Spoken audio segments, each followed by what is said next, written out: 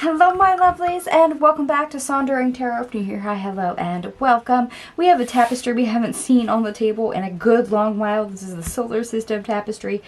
Sorry, there's only 8 planets on it, but anyway, and the only reason why I mentioned that is because Pluto goes direct. Anyway, this is your daily tarot reading for the 11th of October 2024. Let's go ahead and get started.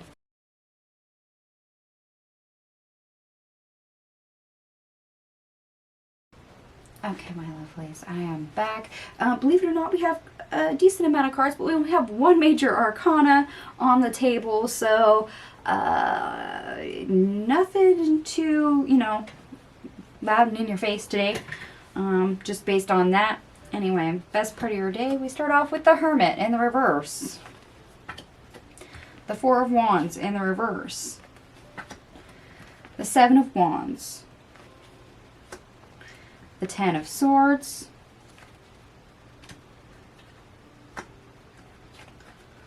the Queen of Cups in the reverse, the Eight of Swords, and the Two of Swords in the reverse. Oh, and I forgot to mention we do have one synchronicity. We have 10, 10, 10 showing up for you today. Okay. Well, yeah, this is a reminder of you're not being picked on when it comes to retrogrades. Very much so. I want to get that out of the way. You're not alone in that energy of things really being disruptive and you having to stick it out.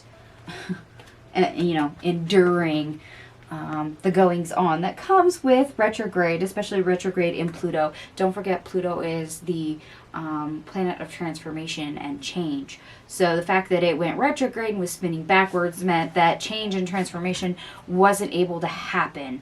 Or if it was happening very, very slowly. We all had to contend with the struggle and the discontent with that energy. It trapped us all. Now, some of you are probably like, well, Celeste, how's that the good thing? Well, number one, that's a reminder that the universe is not picking on you specifically. It picked on all of us. Why? Because it's a universal energy. It's a transit of a planet. However, that is changing. You're actually going to be able to start making choices and decisions, picking new directions. Why? Because Pluto's going direct. So that starts to get the planet spinning in the right direction to where that change and transformation can actually happen. Now, I'm not saying it'll be full on right away. I mean, we still have 2 weeks of the post-shadow period. But you're going to start to see that shift. So, as much as all of us not always loving retrogrades, remember, it's everyone that has to contend with it, not just you. But yay, you survived it, all right? And now things are going to start opening up. So for those of you that went, oh my gosh, this retrograde's never going to end.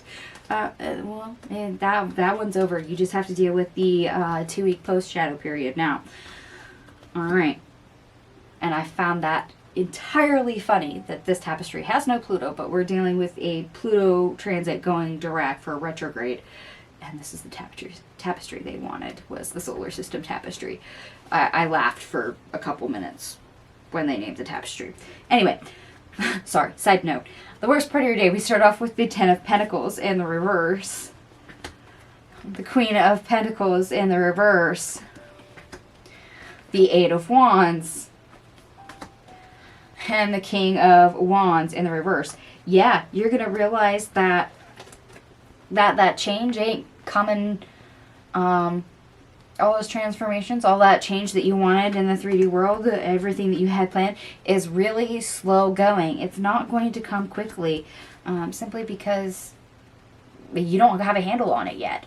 That energy is still fluctuating. It is still post-shadow. So, a lot of things are still going to be beyond your control. And sometimes that, for us, is still a bit of a struggle, knowing that the retrograde is over and yet still feeling the hindrance of it, that resistance. Like I said, it's not like it's a light switch. You turn it off and you turn it on at will, and it's either there or it isn't. No, it's a gradual change, and there's moments where everything will be flowing freely and you'll be just fine. And there's other times where you're going to meet that resistance and it's all of a sudden like slamming against a brick wall. So, patience. Be gentle on yourself. There's going to be days when, in the next 2 weeks, where you're going to be just fine. Making plans and trying to implement change and going forward. And then all of a sudden you're going to have a random moment where none of that works. So, yeah. Remember, there's a grace period, is all I'm saying. Now, your obstacle, or how to get over your obstacle, is the Six of Cups in the reverse, followed by the Six of Pentacles, the Five of Pentacles, the Three of Pentacles, the Four of Cups, the Ten of Cups in the reverse, and the Two of Wands. Yeah, okay. This is kind of very much the obstacle, and yet how to get over the obstacle. How to get over the obstacle is literally wait it out. The energy is already shifting. It's almost done. You've already done the hard part of the retrograde. Now we're in the post-shadow period. So literally waiting. Simple, right?